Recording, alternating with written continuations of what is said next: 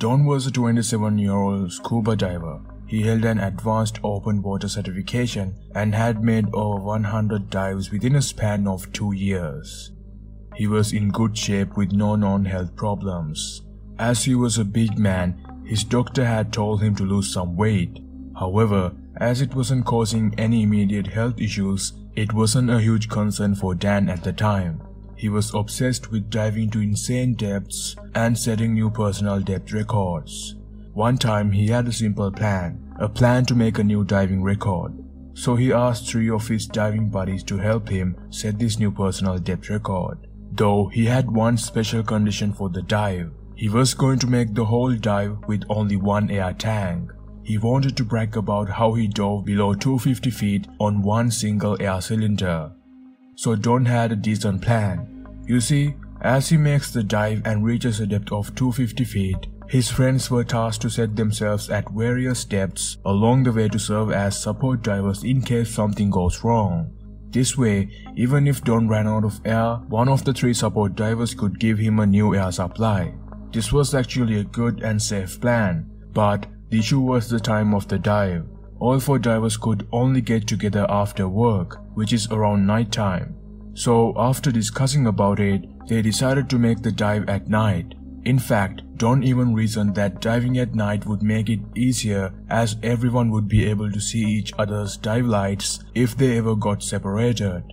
So at the agreed time, everyone arrived at the dive site. Everything was in place. Don was feeling pretty good and ready. He thought, tonight is going to be the night I set a new personal depth record and break 250 feet of seawater on single tank. He already couldn't wait to get back to the dive shop and tell the gang about his new cool record. Where they were going to dive that night was a protected ocean cove, and so they entered the water from the shore. The underwater terrain dropped off, quickly going hundreds of feet deep before leveling off. Instead of descending directly down a line, Don planned to follow the bottom terrain to reach his goal. Surf was normal for the entry, and the first few minutes of the dive went smoothly with no issues whatsoever. Though the visibility was a little low at the dive site due to the recent storms, but Don and his friends never considered aborting the dive. Probably because they could just see clear enough to not make any mistakes at depth. The 4 divers were in 2 buddy groups. In Don's team, his dive partner accompanied him to 100 feet and then stopped to wait for his return. His task was to give Don air from his extra air source in case Don ran low on gas. As the rule was to only carry 1 air tank to last the whole time he spends underwater, he was not carrying an additional air source, not even for safety reasons. From the 100 feet mark, the 2 remaining divers of the other team buddied up with Don to continue the rest of the descent. At around 150 feet down, one of the 2 dive buddies got separated from Don and the last remaining diver. This lost diver wasn't really lost. He had searched for Don and the other dive buddy for a while in the poor visibility, but after not finding anyone, he returned to the surface.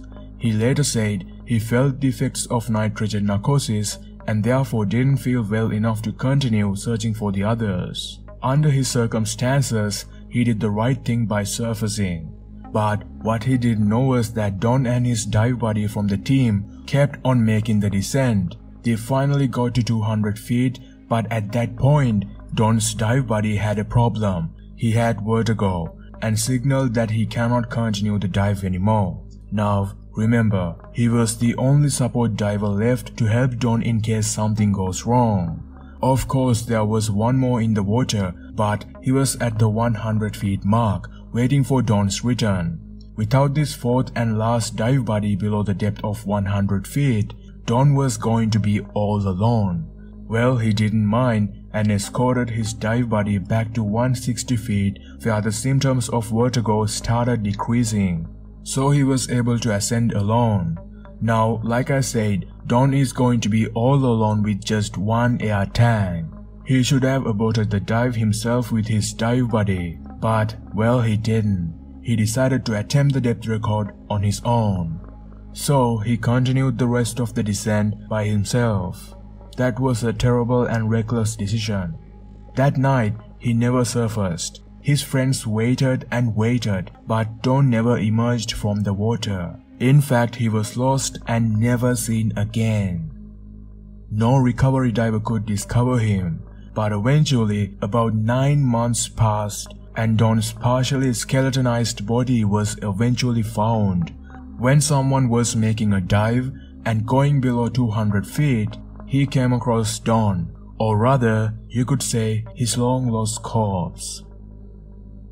Alright guys, that is the story. I know this was a short one.